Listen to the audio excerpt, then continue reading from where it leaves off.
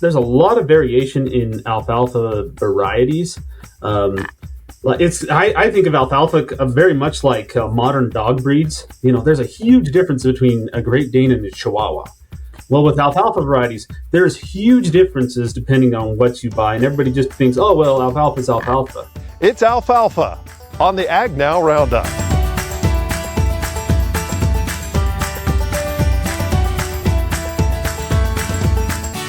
Well, good morning and welcome to the AgNow Roundup. My name is Dave Deacon.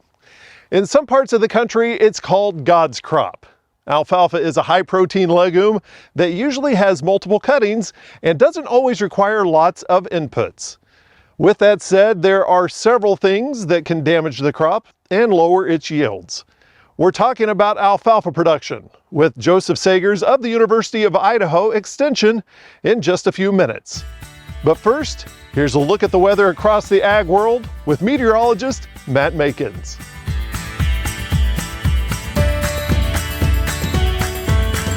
AgNow Weather, Matt Makins here, chatting about alfalfa, but let's broaden that. We'll talk about hay regions. We've got a much better outlook for this growing season, especially to start with, for a lot of the hay areas versus what we had last year. When it comes to alfalfa, we've got some issues up to the north where we've had drought. This is the latest drought monitor updated this week. We can see a lot of the hay areas and alfalfa too across the north. We've got some dry soils there. Of course, into the Corn Belt, super dry. Down to the south and some of these hay areas, we've done pretty well with some moisture. But for the grazing, the pastures and things, you get into West Texas, New Mexico, parts of Arizona, and we need some work. But let's focus on the alfalfa areas here up to the north. From Idaho into Montana, here we have Wyoming. We've got this drought issue that has been growing. However, notice where the deeper droughts are. This would be the Rocky Mountain Range right in here. So the mountains have the drought issues. The plains and the prairies are doing much better by comparison. So what's going on with this? We're not getting a lot of snow here. Let me change our perspective on drought and look at water resources in terms of snowfall. You may have seen maps like this before, used primarily by water managers. That's where it's most appropriate to use them. But all of these are mountain basins and how they would drain, and the percentage of snowpack there in terms of how much water that snow is holding. So for an example, you get into northern Nevada, 153% of average water is waiting to melt and go into the river system. Colorado's in decent shape, near average. Parts of Wyoming, okay. But then you get into the north here. So on that drought map where the drought was so excessive, it's right in here.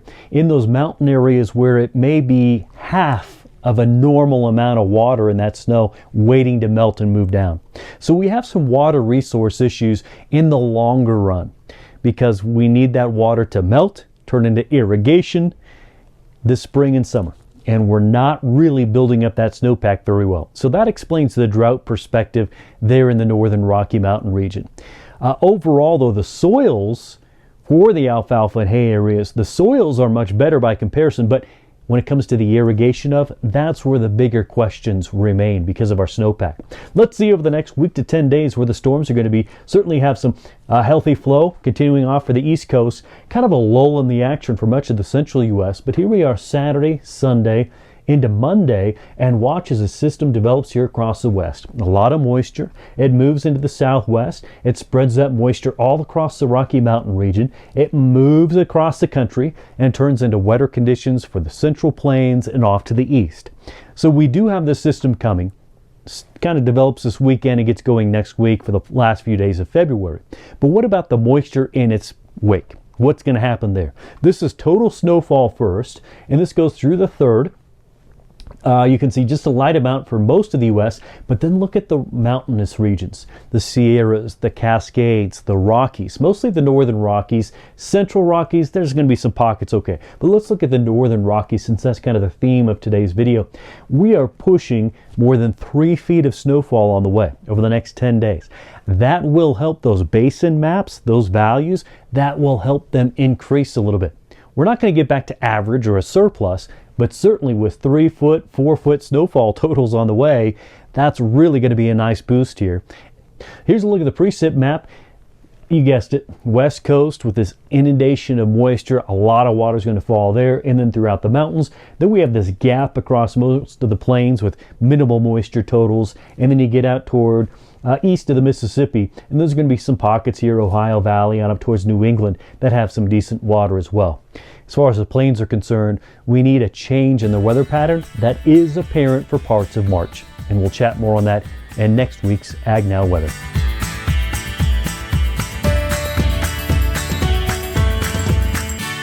Well, thank you so much, Matt. Alfalfa is grown across the U.S., but not all areas can pull several cuttings off their land every season. In Idaho, alfalfa is not just another crop. It's a crucial feedstock that supports the dairy and livestock industries, both far and wide. This morning, we're learning about alfalfa production with the University of Idaho Extension's Joseph Sagers. Thank you so much for going on with us, Joseph. What makes alfalfa such a great crop in the state of Idaho? So the reason why Idaho is so great at growing alfalfa is because we have really low humidity, and so our air is really dry. We also have really long, warm summer days and really cool summer nights, which is the perfect environment where alfalfa just thrives. And what about the soil types? Because I know certain crops, certain forages thrive better in certain soil types. What is the predominant soil type in Idaho? Well, here in Idaho and a lot of the northwest of the United States, we have some really high alkaline soils, and most of our soils are all above 7. There are a few pockets where you'll see some acidic soils, but that's an anomaly that we almost don't see very often. So we have high pHs, which also really helps with alfalfa. As far as texture and structure, we range from really heavy clay soils. We have some very sandy areas. We have some beautiful loamy areas. And alfalfa can thrive in each one of those areas depending on what it has. Now, one of the things about alfalfa is it doesn't like wet feet, is what the old saying is. If it has an area where there's a lot of puddling, if you have a hard time getting water off of your field, then that wouldn't be an area where alfalfa would do very well. It doesn't do well in standing water. What you really need is an area that has good drainage, but also it can get a lot of water. Here in Idaho, we predominantly have a lot of irrigation, and it just happens to be one of those areas where we can put water on as we need it, and then the alfalfa isn't standing in water. That's nice. Well, Yeah. I guess take me through the growing season for alfalfa, because this is actually one of the forages where there is the benefit of multiple cuttings, but you have to start somewhere. I guess let's take me through the whole season. So, like I said, in Idaho, it's a little bit different than you'd say in Arizona or California, and some of those areas where they do produce a lot. Some of those areas, they can get 10 cuttings a year, and they're just constantly running their swather. Here in Idaho and a lot of the other areas, you'll see 3 cuttings, which is standard. And usually you'll get your first cutting about end of May, 1st of June or so. And then the next one would be about a month later. The first cut could be anywhere as far into, throughout June. The second cutting could be somewhere in July, usually 1st of July, mid-July. And now some of the guys who are catering for higher quality will cut earlier than people who let it go a little bit longer. So the dairy guys like to see higher quality, and they'll try and cut it earlier. Whereas people are going for tonnage for export markets or for whatever it be, will tend to let it go a little bit longer. So therefore, the season of their cuttings is going to be lengthened out. And then they'll usually take one more cutting sometime around end of August or so. Once again, depending on when they took their other cuttings. And then they really want to let it have a little bit of regrowth so that it can go into the dormancy. Go into dormancy without having any hiccups there, because it does have to survive through the winter. Now, once again, down in the south, in say Arizona or California, they select for varieties that do not go dormant. Right. So they can just keep cutting them over and over and over again. They don't have the same issues there that they would have here. What is the best time of year to put that alfalfa seed into the ground? And once you do, what kind of nutrients do you need to put down with it whenever you actually do plant the seed? So what time of year? Most commonly, what you'll see is a spring planting where people will put it down, after they put their cereal grains in, say in April or May.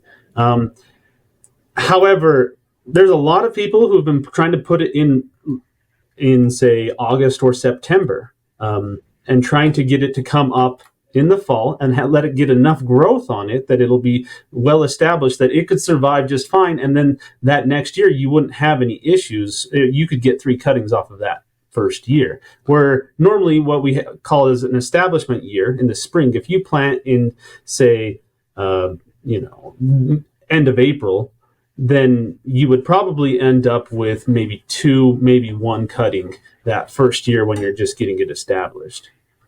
So it just depends, but a lot of people try and do it in the fall, just following up with another crop. How often do you have to reseed your alfalfa crop? So that's another thing that is kind of debated. Now, usually most guys will leave it in for about 5 to 10 years. That's kind of more of the common practice. It depends on how long. Eventually, alfalfa stands start to thin out.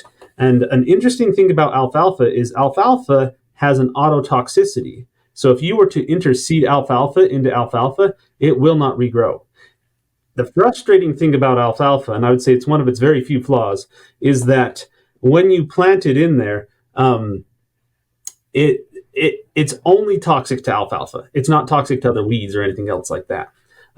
So when you do decide that a stand needs to be thickened up, most guys will replant it with, say, grass or something like that, or they'll just switch out the rotation entirely. So you can thicken it up with grass, and that would make a nice, what they call an alfalfa mix hay, or and that's good for people who are looking for like a grass hay that has extra protein in it, or something like that. Now, if you're fertilizing it, this is something that needs to be brought up. So alfalfa is a legume, so it fixes atmospheric nitrogen. There's no nitrogen inputs required normally if it's inoculated properly. I will say, if you do fertilize with nitrogen, your alfalfa will do better, because then it doesn't have to expend energy to fix that nitrogen. However, generally most people don't add that extra cost because it's not necessary with inoculant. It's a heavy user of phosphorus and potassium, so most people would be putting down phosphorus and potassium. You mentioned something just a few seconds ago about the weeds. I guess let's dive into weed pressure in alfalfa. How are there competitive weeds whenever you do have a forage like this? Oh, absolutely. But I will say there's very few crops and very few weeds that can grow as fast as alfalfa and be cut as often as alfalfa. And so one of the great advantages of alfalfa is if you can keep the weed pressure down that first year, you can manage most of the weeds out of there. So use your typical things like pigweeds and dandelions will all come up that first year. And it's very crucial that you control them that first year before they get established. Now, following that, most of the weeds that you're going to see, you'll see a lot more on the first cutting, because there'll be a few annuals. They'll just try to get in a race against alfalfa, but they don't ever win. Eventually, they just go to seed before they can actually make much damage. A lot of times you'll see a lot of perennial weeds, like quackgrass is a big one around here. But other weeds like that are ones that will persist throughout the year. But usually you don't have a lot that will outcompete alfalfa like that. I guess let's turn the page and let's talk about insect pressure, because I know that there are, in certain parts of the country, there are insects that can really put the hurt on a crop like alfalfa. Yeah, and it can get really frustrating. I've seen some alfalfa fields where they take the swather through, and the swather is so covered in aphids that you can't even see what the original color was of the alfalfa crop. Or of the tractor head or whatever it was, So I would say aphids is a big one. Aphids is one where it can cause a lot of problems, but sometimes you can get a lot of pressure from aphids and then not end up with significant yield damage. And so you really have to just go out and monitor and see what's out there. A lot of times you can see a lot of aphids, and the damage to your crop isn't as heavy as you thought it was. But yeah, with aphids, there's a wide host of things that are labeled to treat aphids, Right. things like Cephina or things like dimate. Those are common ones that people use in aphids. Another really big one that we have in Idaho is alfalfa weevil, and that'll get in and it'll just cut those stems, and it'll feed on the stems. It'll feed on the leaves. It feeds on a lot of things. So alfalfa weevil, if you can treat it when it's still in the larval stage, in an early instar, things like any of your pyrethroid-based products like Warrior is a very cheap, very common one that most people use around here. So those are two of our biggest ones as aphids and alfalfa weevils. Another emerging one that we've seen a lot of is thrips. Thrips, they're kind of hit and miss again, kind of like alfalfa, or kind of like other aphids. But the thing is, there's not a lot of pesticides that are labeled for thrips. That's right. A lot of times people will apply other things, just assume that they're controlling thrips. And a lot of times what they do is they end up knocking out all the predators, and then the thrips just seem to thrive. You'll see a lot of thrips explosions after an alfalfa weevil application because they applied Warrior and it didn't take out the thrips, or the thrips weren't in a population there yet. And so all of the pirate bugs and everything else died out, and then you have an explosion of thrips. Those are the insects. Another thing that we need to mention is probably voles. In Idaho and a lot of other places in the Pacific Northwest, voles are becoming an increasingly bigger problem. Interesting. And they're just decimating a lot of these alfalfa crops. Some of these guys who, they put a crop in last year are already having to change it out because the voles are grazing down their crops so heavily there's nothing there for them to harvest. And they're just exploding in populations. They have boom and bust cycles, a lot like thrips and alfalfa aphids. But the problem is we only really have maybe 2 decent herbicides, really only one rodenticide that we can apply on the crop, and that's zinc phosphide. And that's kind of hit and miss. If it gets wet or if it's been sitting in a warehouse for 3 years, the voles just don't, if it gets wet, it's ineffective. If it's been sitting out somewhere, the voles would much rather have a green salad than some sit in a warehouse for 3 years. That's true. So voles are hard, and we don't have a good solution yet, but we're working on stuff. Whenever it comes to the voles or the insects, do you see them in a certain time of season in Idaho, or is it primarily after the first cutting, second or third cutting? Yeah, thrips are much worse after the third cut, Really? or after the second cut, and then you see a lot of them on the third cut. Voles, I don't have a good answer for that one. It's really, they're not as bad on the first cut because it really depends on how well they survive through the winter. They were really bad 2 years ago.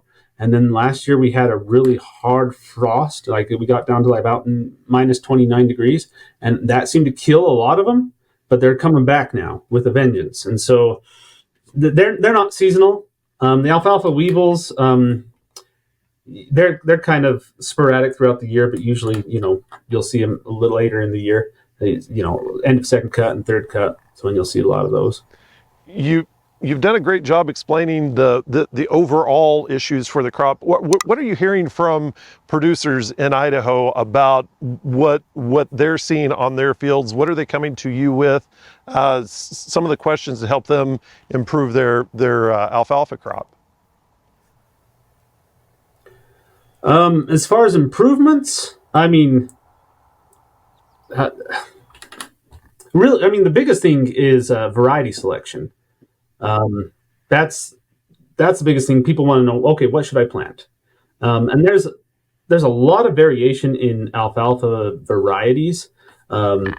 I think of alfalfa very much like modern dog breeds. There's a huge difference between a Great Dane and a Chihuahua. Right. Well, with alfalfa varieties, there's huge differences depending on what you buy, and everybody just thinks, oh, well, alfalfa's alfalfa.